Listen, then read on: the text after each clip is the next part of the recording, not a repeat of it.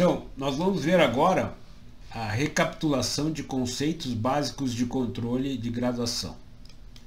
As malhas de controle, a parte de malhas retroalimentadas. Então, aqui nós temos essencialmente o que nós vamos ver. Nós vamos apresentar uma plantinha que é de tanque de aquecimento. Essa plantinha ela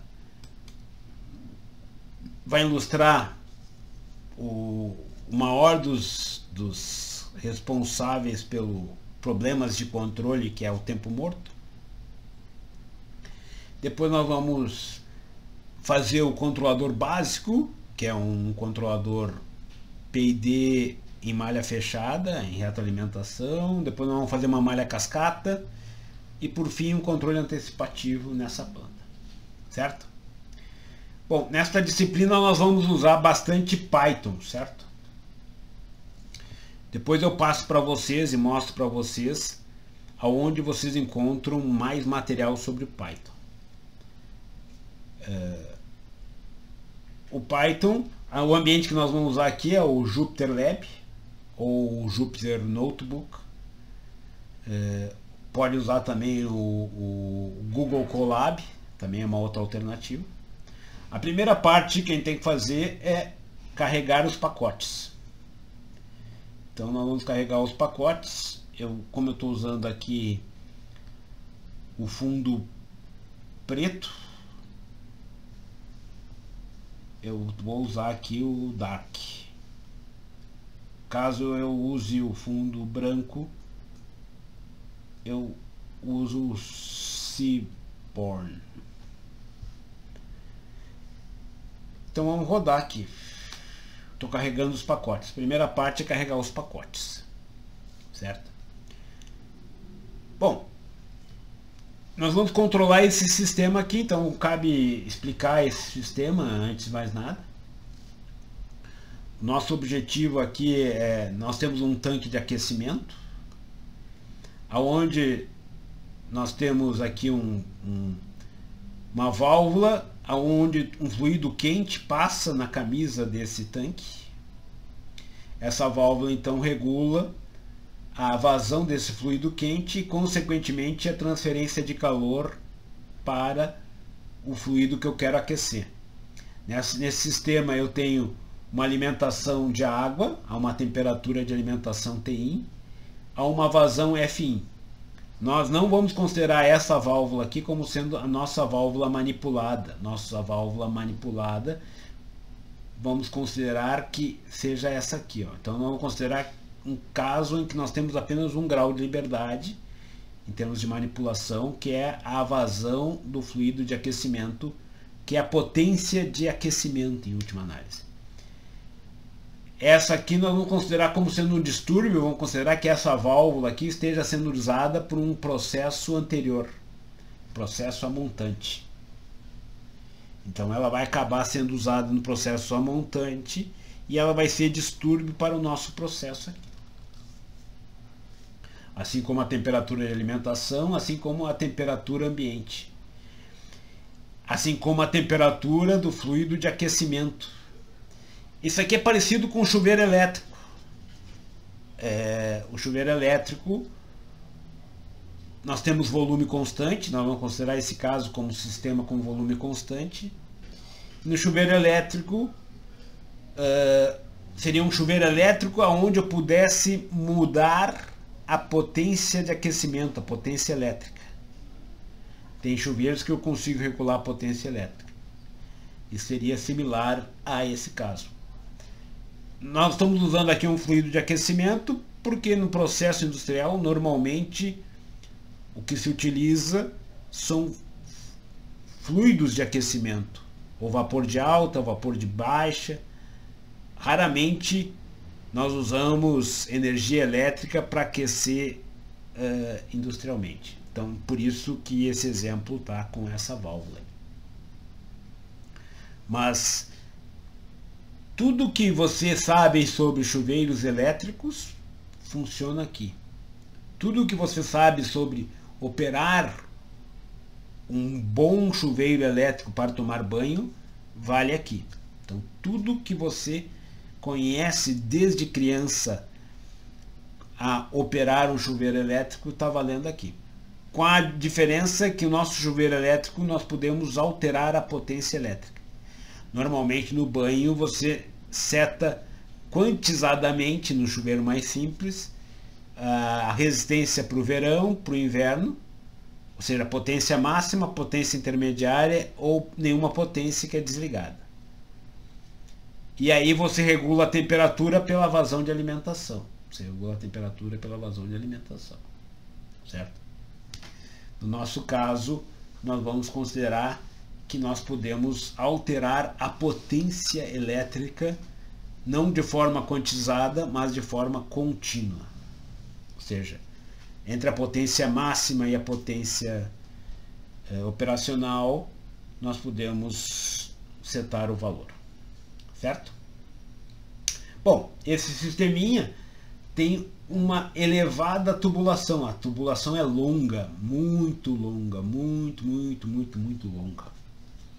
E o fato dessa tubulação ser longa, nós temos o surgimento de um elevado tempo morto, que é o grande vilão do nosso sistema. A modelagem desse sistema é muito simples. Ó.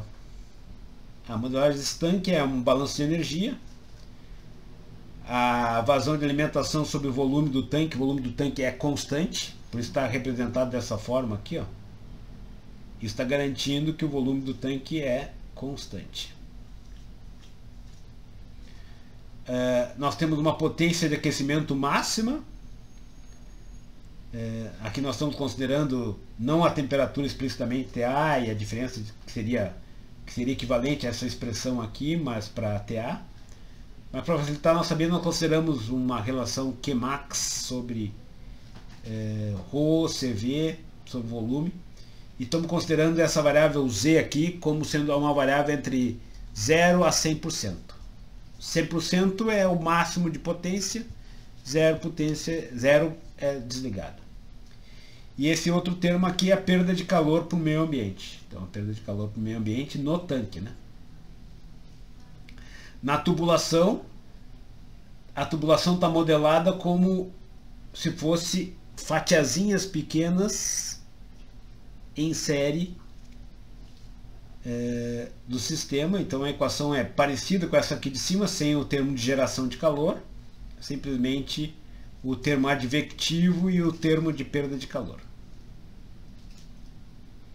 Esse aqui está errado, deixa eu alterar aqui, já altera aqui a expressão.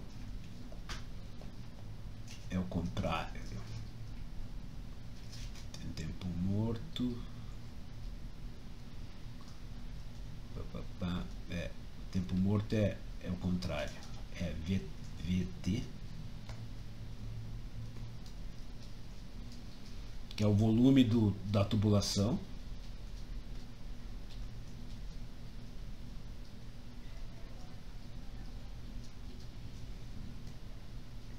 Sobre o volume, sobre a vazão. Porque o tempo morto tem unidade de tempo. Só aquele termo ali de vazão sobre o volume era o tempo de retenção, né, que a gente vê em reatores, né? A vazão sobre o volume é a taxa de diluição é a taxa de diluição. O inverso, né? Isso, o tempo de retenção é igual ao constante de tempo, é o tempo de residência, digamos. Eu chamo de tempo de residência. Volume sobre tempo. Aqui deu um problema na minha expressão. Faltou uma chave. Onde é que está maldito? Aqui. Esse aqui seria o tempo equivalente ao tempo de residência de uma molécula, né? Uma molécula que está saindo aqui quente. É o tempo médio que ela fica dentro dessa tubulação aqui, até sair lá no fundo. Então isso depende do tamanho. Quanto maior o volume, mais tempo ela vai demorar. Quanto maior a vazão, menos tempo ela vai demorar. Então a vazão Fin é litros por minuto, por exemplo. Então o volume é litros por litros por minuto vai dar minutos. Então agora está correto. certo? Bom, em controle, esse é o sistema físico, certo? Esse é o sistema físico. Esse sistema físico, eu acabo representando esse sistema físico dentro de caixinhas. Isso facilita o nosso entendimento, facilita a nossa utilização. Nós temos as entradas, que são os distúrbios e a variável manipulada. Mostra que do tanque sai T1, e T1 que alimenta a tubulação, e que sai T2. E o distúrbio que prejudica, aqui também faltou temperatura infinita no tanque, que também é um distúrbio para o tanque, mas ele é o principal distúrbio para a tubulação, ou seja, a temperatura ambiente faz com que haja perda de calor na tubulação para o meio ambiente. Então esse é um distúrbio. Então o que acontece? A temperatura sai T1 aqui, perde calor e vira T2. Além disso, ela tem que transitar por toda a tubulação aqui, ó. Toda a tubulação até chegar na saída. E isso aqui faz então com que nós tenhamos o principal vilão das malhas retroalimentadas. O principal vilão é o tempo morto. E a estimativa desse tempo morto é essa expressãozinha aqui, que é o volume dentro dessa tubulação, que o volume da tubulação é o comprimento da tubulação vezes o diâmetro da seção transversal. Ou seja, quanto maior a tubulação em termos de comprimento, maior é o tempo morto. Certo? Se vocês quiserem ler alguma coisa sobre a história do chuveiro elétrico, está aqui, ó.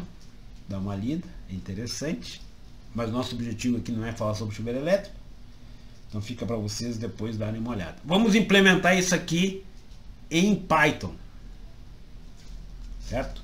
Para implementar esse modelo em Python, tem várias alternativas. Nós vamos ver a implementação aqui usando Python puro. Depois nós vamos ver a implementação usando Modelica, que é uma linguagem de modelagem e que pode ser depois integrada ao Python também, certo?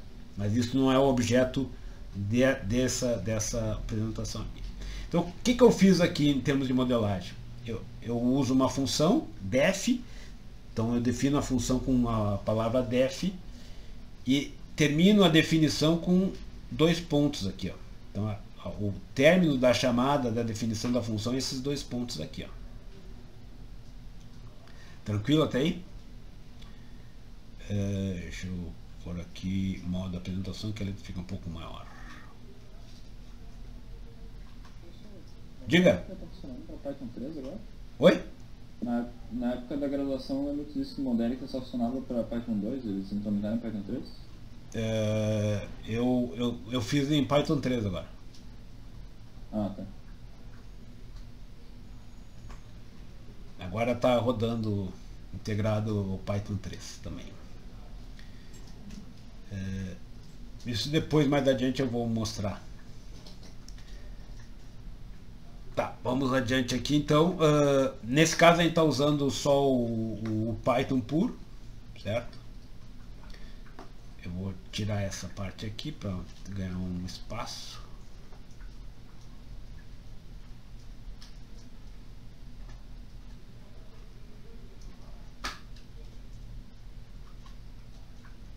E vou aumentar um pouco a letra para facilitar a visualização.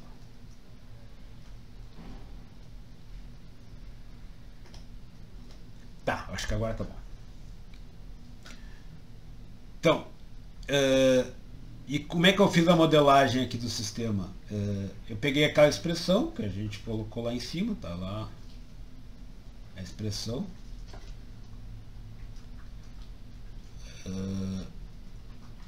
Deixa eu ir para o tanque puro e simples, essa aqui. Essas 2 primeiras variáveis, T e T1, fazem parte da chamada do integrador do SciPy.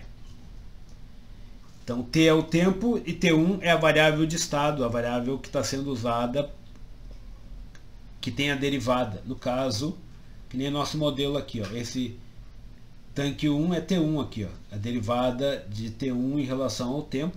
Então essa variável, essas duas variáveis têm que estar obrigatórias. Isso aqui é da chamada do integrador dentro do Python, certo? Depois eu coloquei uma linha onde eu tenho as grandezas de entrada do meu reator, ou do meu reator não, no meu tanque, né? Que é o Z, que é minha variável manipulada. O Z está mexendo na potência elétrica, que é o Q, a potência de aquecimento. Então o Q, uma fração do Q é o Z. Então é de 0 a 100%, aqui o Z está em 70%. A vazão de alimentação está em 10%, a temperatura de alimentação está em 25%, a temperatura infinita está em 25% também. E depois a próxima linha eu coloquei ali parâmetros geométricos do reator.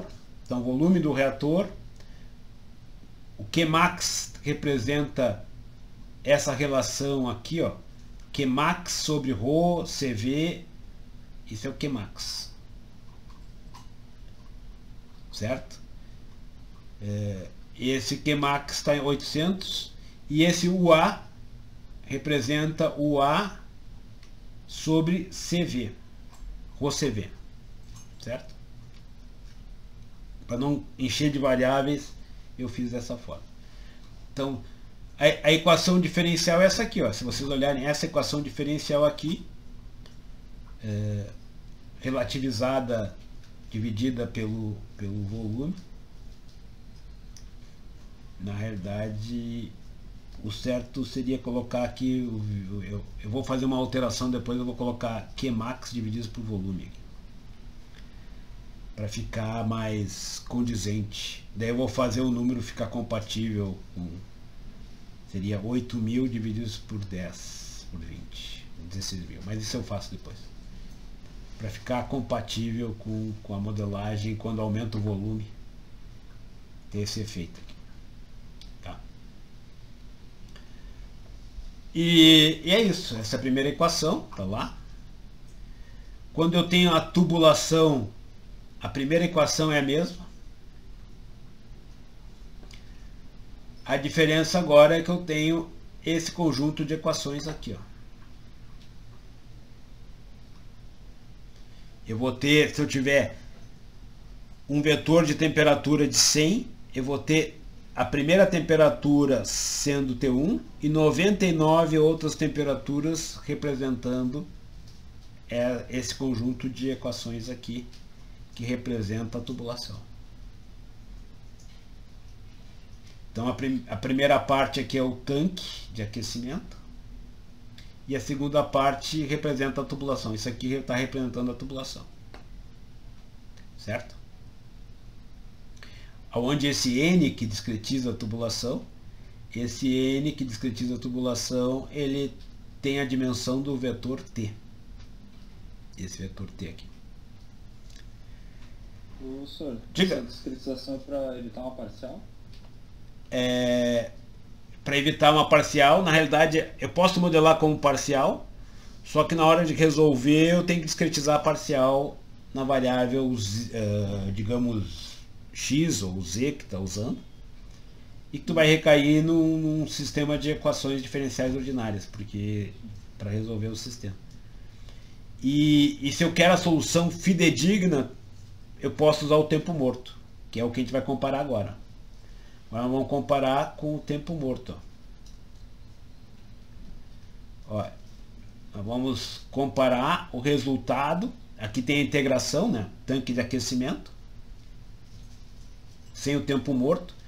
Aí vamos pegar só a simulação do tanque de aquecimento sem o tempo morto e vamos deslocar o tempo morto. O tempo morto é 0,5. Então a TQ vai, eu vou usar o solve initial. Esse aqui é um problema de condição inicial, que vai ser resolvido por um Runge-Kutta, né? Vou simular de 0 a 3 do modelo do tanque de aquecimento. A variável condição inicial da temperatura é 63,098, que é o valor inicial que eu coloquei. Eu vou avaliar nesse intervalo de tempo de 0 a 3, 100 pontos dentro, para ficar uma curva bonitinha. E eu usei uma tolerância de 10 na menos 6, certo? Aí quer dizer que, se eu não estou informando as outras coisas, ele vai usar os valores definidos aqui, ó. 70, 10, 25, 25, parâmetro 20, esses números que estão aqui, que ele vai usar esses aqui. Certo? E vou simular usando com a tubulação, com 99 elementos. Então vamos simular isso aí. E aqui tem a comparação, ó. Essa comparação, nós estamos vendo aqui, a linha laranja representa a tubulação discretizada com 99 elementos. E o tempo morto, ó. Simulação com tempo morto. Se eu aumentar o número de elementos, vou passar para 200, aqui, ó, eu vou ver que o laranja vai se aproximar do tempo morto. Vocês viram aqui que ela se aproxima cada vez mais aqui, ó. Se eu puser 300, a questão é que daí fica lento demais, então a gente vai trabalhar só com 100. Que é suficientemente. Vocês viram aqui, a gente vê claramente que a resposta vai tender à resposta com tempo morto. Então o tempo morto é uma boa forma de representar essa tubulação. É uma forma de representar essa tubulação sem custo computacional. Mas nós vamos voltar ao nosso 100 porque a gente vai usar 100 aqui. Que é suficiente para caracterizar o sistema e suficiente para representar adequadamente o sistema. Por que nós estamos usando na nossa simulação do modelo essa discretização com 99? Para poder calcular a perda de calor para o meio ambiente, certo? Aqui eu considerei que não há perda de calor na tubulação, a tubulação é adiabática, ou seja, a transferência de calor por meio externo é zero. Mas quando nós usarmos um valor diferente, que nem aqui 0,1, nós vamos ver que a temperatura de saída vai ter um valor a menos devido à perda de calor para o meio ambiente. Então é essa a ideia. Vamos lá fazer a tubulação, determinar a condição operacional, estacionária. Então aqui nós determinamos a condição operacional, ó, estacionário. O estacionário com uma abertura de válvula 50%, ou de válvula não, no caso de potência elétrica 50%. Aí nós passamos aqui os argumentos, esses argumentos aqui representam os argumentos que estão sendo passados para a função, na ordem, né? Então se eu passar dois argumentos no args, vai ser o argumento de potência e o argumento de vazão, certo? Se eu passar 4, vai ser a potência, a vazão, a temperatura de entrada e a temperatura infinita, certo? E se eu passar mais, vai ser de acordo com o que eu for passando, eu vou pegando os demais parâmetros. Então aqui eu só mudei dois valores, ou só setei 50 e 10. E se eu não passar os parâmetros, ele vai usar o que tiver escrito na função como default, né? Se não for informado nada, ele vai usar o default. E aí nós vemos claramente que a temperatura T1 sai a 63. Devido à perda de calor na tubulação, ela sai em 59,5 graus. Lá na saída da tubulação. Certo? Bom, então agora aqui simplesmente vamos fazer uma simulação para vários degraus, com vários distúrbios, só para a gente conhecer o sistema. Aqui nós definimos a função que nós vamos querer simular. No caso, vamos simular o modelo. Nós vamos passar o modelo tanque de aquecimento com tubulação. certo? E nós vamos fazer uma sequência de degraus. Aqui é o tempo, o instante zero, a potência elétrica ou a potência de aquecimento de 50%, depois é 60%, depois é 50%, e aí tem aqui, são uma sequência de degraus, né?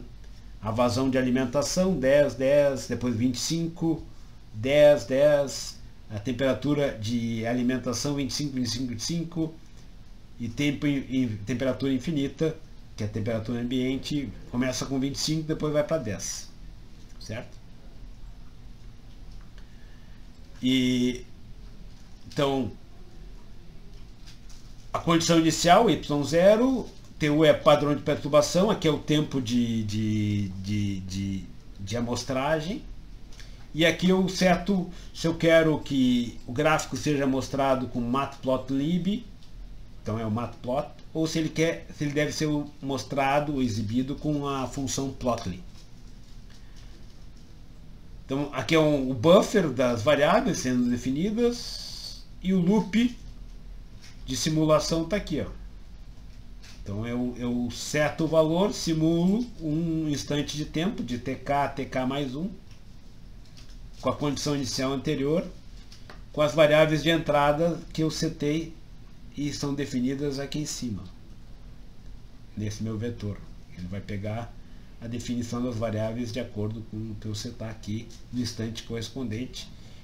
Isso é capturado aqui por esse cara aqui.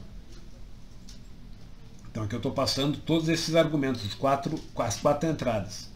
Uma delas vai ser no futuro manipulada, as outras serão apenas distúrbios. E esse é o loop.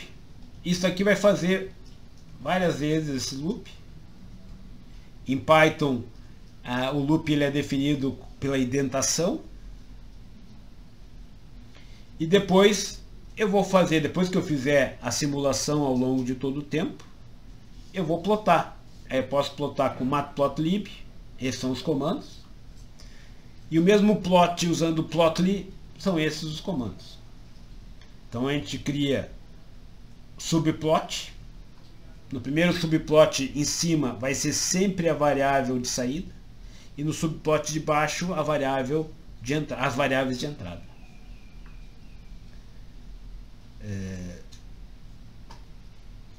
Facilmente vocês conseguem entender. A função plotly tem uma vantagem que a gente vai ver. Dá para fazer a mesma coisa. A vantagem é que eu posso usar esse parâmetro HV aqui, que é o degrau. Ele faz um degrau, ele faz o valor constante até o próximo valor chegar. Então ele faz o hold, equivalente ao hold de ordem 0. Certo? Então aqui eu digo que variáveis vão ficar no subplot de cima. O subplot de cima é representado por 1, 1. E o subplot de baixo é o 2, 1. Ou seja, tenho duas linhas e uma coluna. E sendo que as entradas eu vou considerar o hold de ordem 0, que ele vai fazer um degrauzinho perfeito. Certo? Essa é a nossa função. Dá um Shift Enter.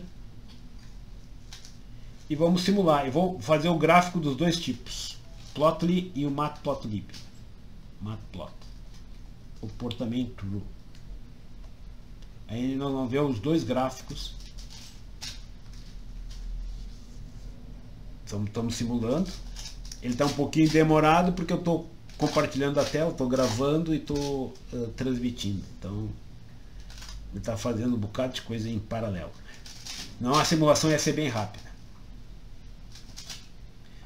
Aqui então nós temos as duas saídas, a temperatura T1 e a temperatura T infinito. T infinito não, TF, final de tubulação.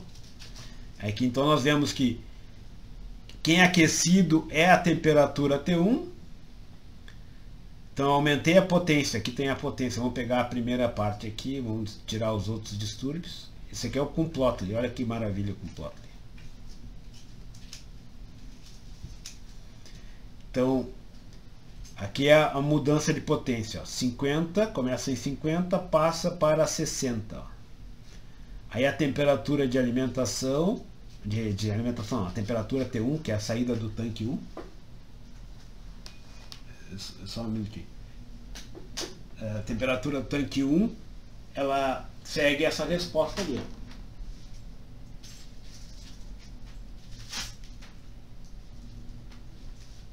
Certo?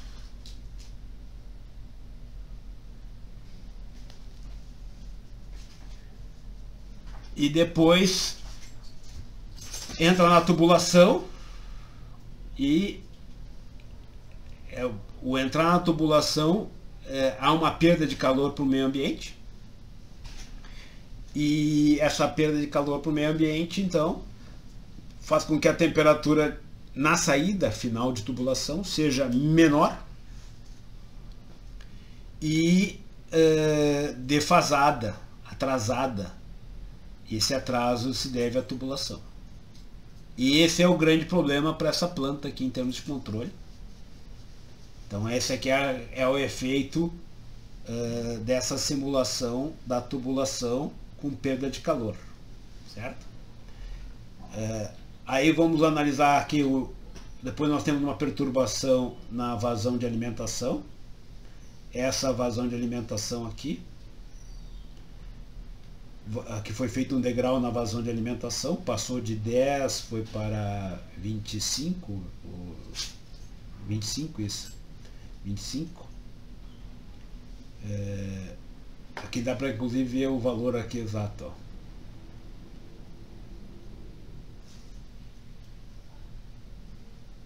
Olha que bacana com o Plotly. De 10 foi para 25.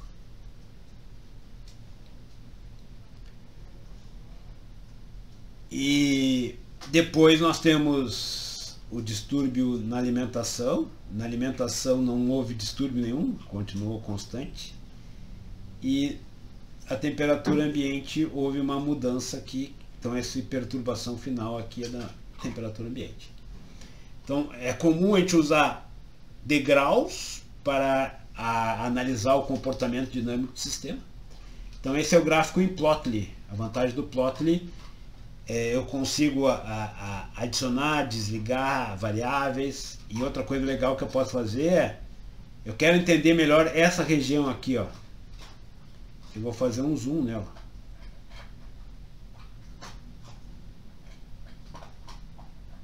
E ele vai fazer o zoom em cima e embaixo.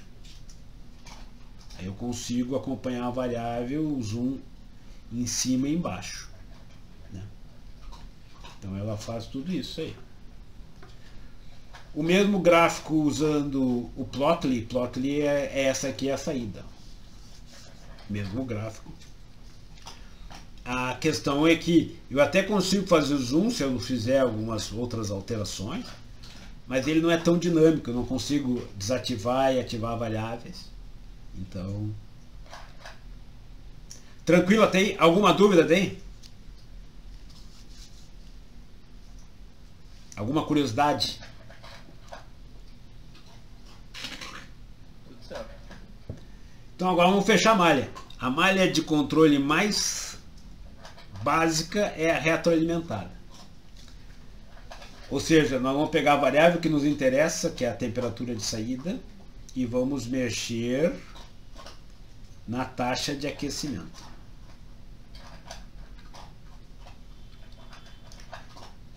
No Z, no nosso caso, é o Z. Na nossa variável que a gente está usando é o Z. Que o Z vezes o Q máximo vai nos dar o quanto de aquecimento está sendo injetado no sistema. Bom, aqui a primeira parte é a implementação do controlador PID discreto. Isso eu vou explicar para vocês quando a gente falar sobre sistemas discretos. Então, por enquanto, é um bloquinho. E aqui está a malha implementada em malha fechada. Aquela simulação em malha aberta é a base para essa simulação em malha fechada. A diferença é que na simulação em malha fechada, a variável Z vai ser dada pelo controlador PID, que está implementado aqui em cima. O controlador PID que está implementado aqui em cima. O resto é muito parecido com o caso anterior. Aí a simulação um instante de tempo e os gráficos Matplotlib e Plotly. A partir de agora ele só vai usar o Plotly. Você escolhe se quer usar o Plotly ou o Matplotlib, você vai escolher true com correspondente, certo? Ah, meu Deus, só um minutinho.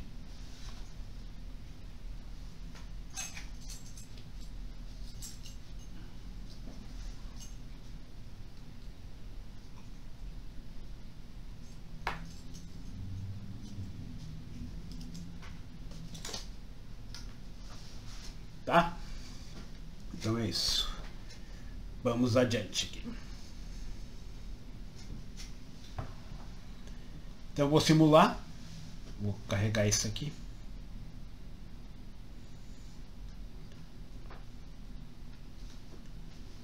E vamos simular.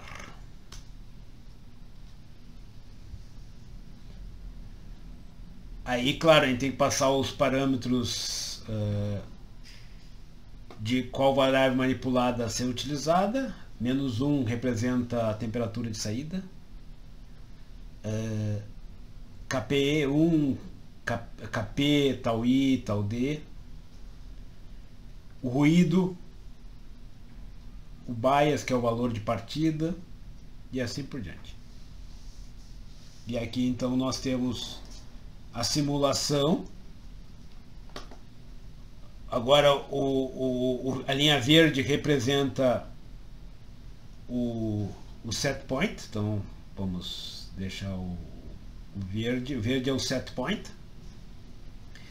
O vermelho é o TF, que é a temperatura de saída. E a ação de controle é o Z. O Fin, o Tin e o T infinito são distúrbios. E aí agora nós vemos o que o sistema fez, o controlador fez, para levar a planta para onde nós queremos que ela vá. Certo? Então é isso aí. E está sendo controlado T1. TF, melhor dizendo. Mas para chegar a TF, o que acontece? O sistema altera T1. Né?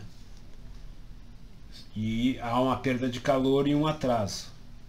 Então o TF é o T1 com perda de calor e com atraso. Vamos fazer agora um gráfico interativo. Vamos criar uma função onde nós passamos os parâmetros que nos interessam para aquela função de simulação em malha fechada. E aí nós podemos fazer um sliderzinho que permite nós vermos o efeito dos parâmetros. Aí a gente usa o IP Widget. Nesse aqui então está mostrando o funcionamento do IP Widget. Controlar T1 é muito fácil. Então aqui está em malha fechada T1. Eu seleciono o que eu vou controlar, se é T1 ou TF, escolhendo esse valor aqui. Posso escolher entre T1 e TF. T1, pelo fato de não ter tempo morto, fica muito fácil de controlar. Posso aumentar o ganho sem problema nenhum. Ele está lento porque eu estou fazendo justamente várias coisas no computador, gravando e transmitindo. Mas se vocês fizerem só internamente, sem isso, vai ser muito mais rápido. Vocês viram que aqui a resposta ficou bem mais rápida. E eu consigo fazer a velocidade que eu quiser. O problema todo é controlar TF devido ao tempo morto. Então vocês depois vão fazer isso e testar por conta própria. TF, se eu fizer com esse ajuste aqui, ele vai ficar instável. Essencialmente porque o tempo morto é o grande vilão desse processo. Essa malha ficou instável. Para poder trabalhar nessa condição, eu tenho que aumentar o tau I que representa integrar menos e diminuir o valor de Kp.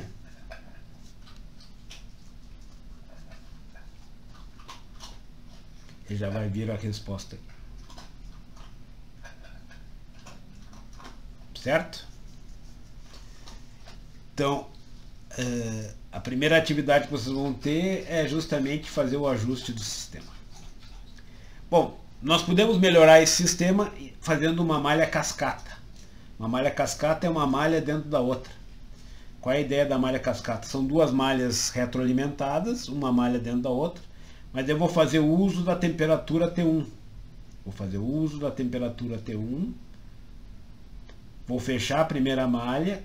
O fato de eu controlar a temperatura T1, ele vai rejeitar o efeito das temperaturas de alimentação, a vazão de alimentação. Então ele vai conseguir compensar esses distúrbios, evitando que esses distúrbios aqui se propaguem para T2. Então essa malha interna dá conta desses distúrbios. E T2, que no caso nosso T2 é a temperatura final de tubulação, vai ser controlada pela malha externa. Então isso aqui é uma malha cascata.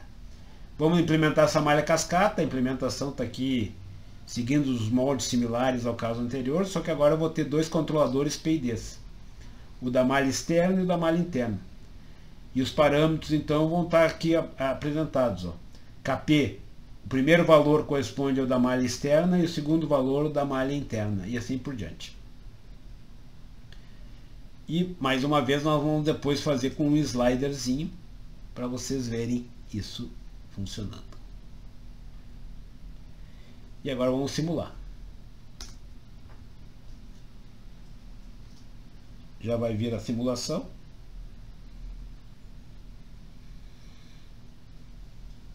Então agora nós vamos com dois controladores PIDs.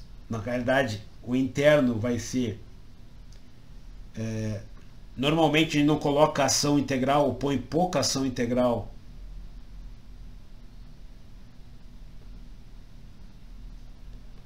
põe pouca ação integral na variável interna. Então aqui nós temos o set point da variável interna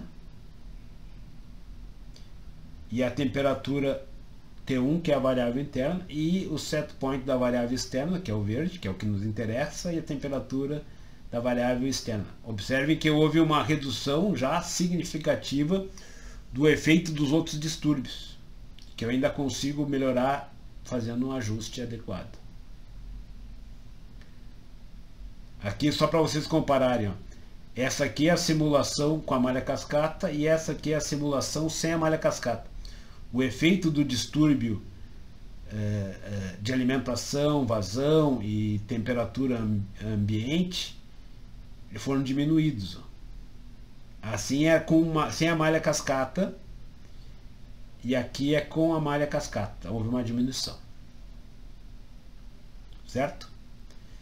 E aqui nós temos um sliderzinho que vocês podem essencialmente fazer a mesma coisa que nós fizemos anteriormente, só que agora com ajuste de dois controladores.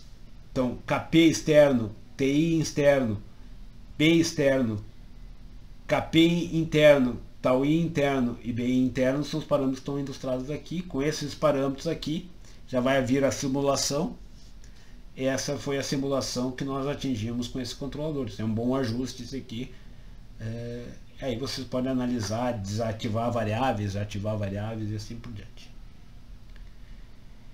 Por fim, malha antecipativa. A ideia da malha antecipativa é medir o distúrbio antes que o efeito distúrbio, antes que aconteça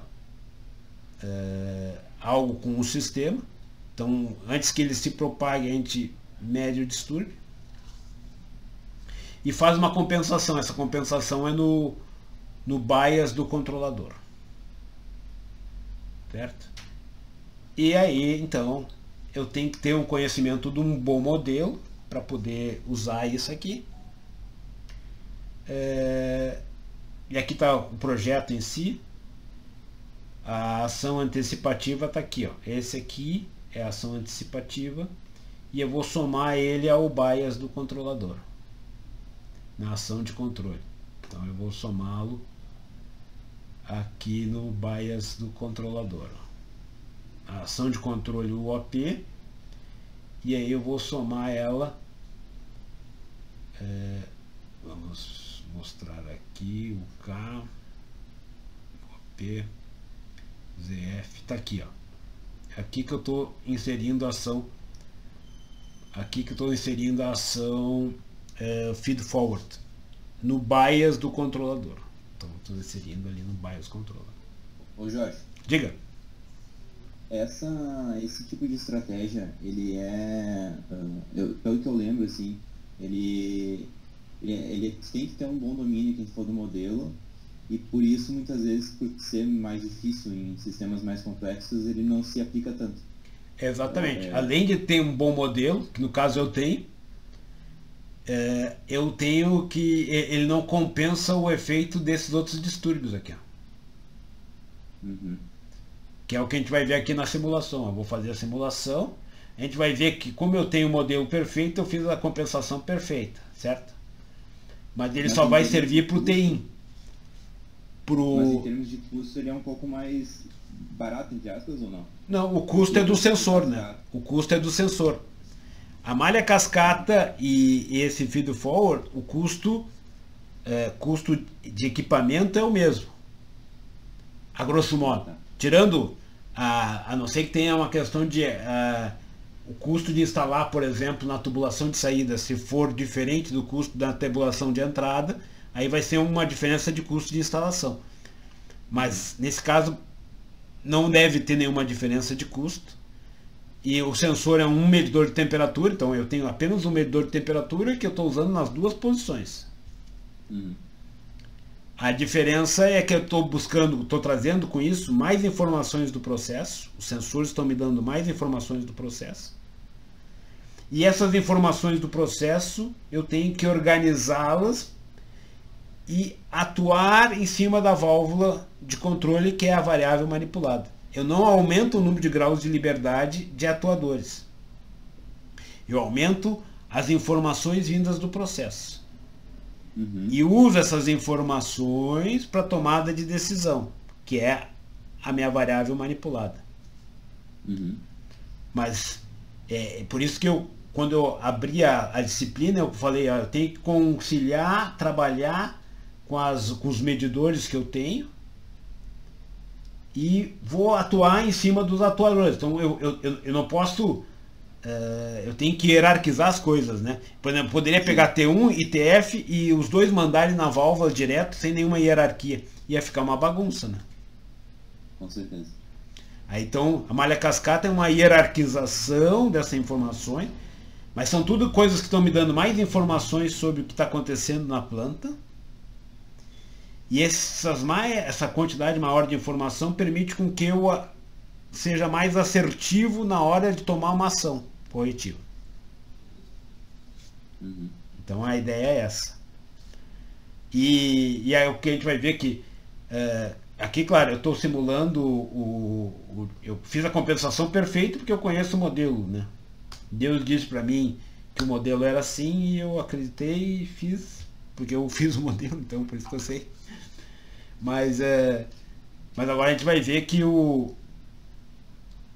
sistema vai conseguir compensar, ó, por distúrbio que é a alimentação. Ó. Esse distúrbio que é a alimentação aqui, ó, o T infinito eu deixei sem distúrbio. E aonde o TIN, onde o TIN está variando aqui, ó, ele compensou perfeitamente. Ó. Se eu comparar esse resultado com o cascata anterior, não, esse aqui é o controlador sem cascata, é o controlador só o PID, só o PI na variável de saída. É esse resultado aqui, ó. Então vamos fazer um zoom nessa região aqui, ó.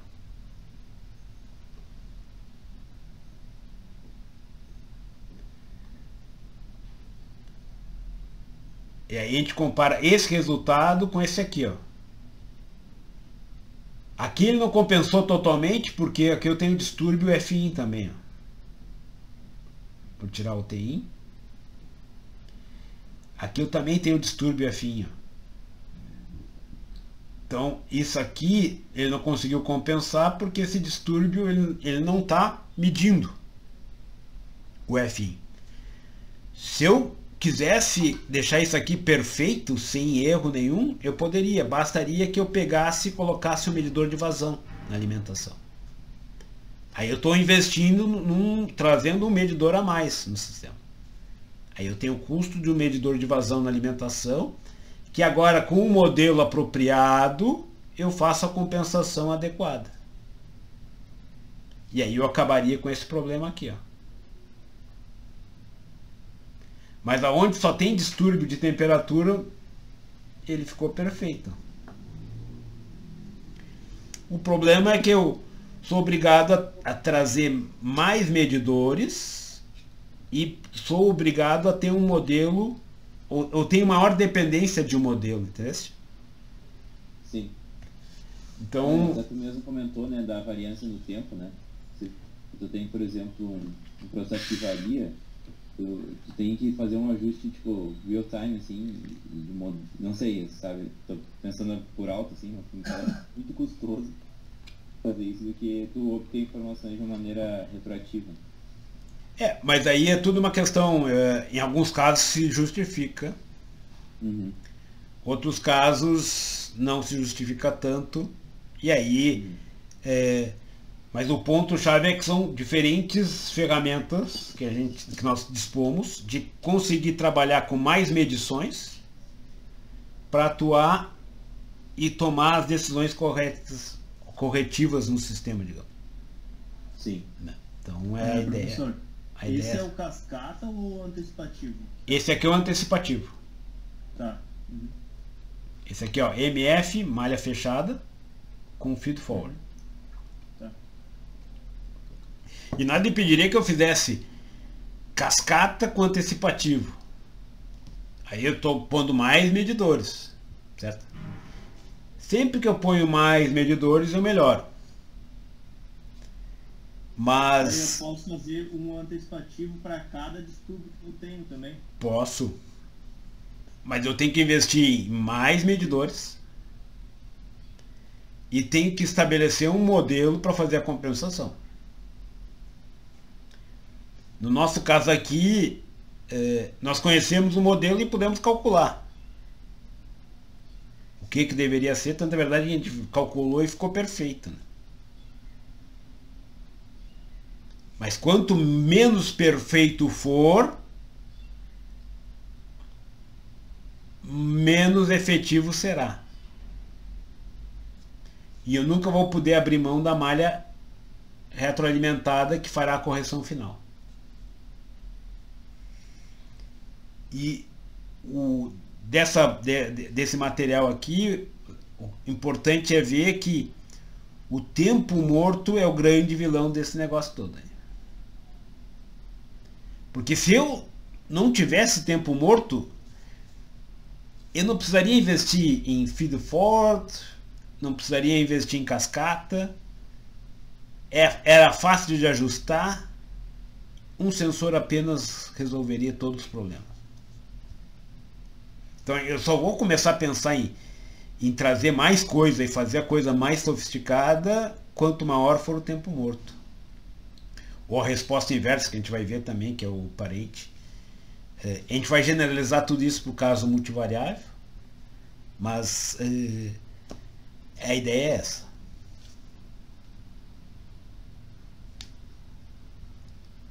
Vou parar aqui a gravação. Mais algum comentário, alguma dúvida?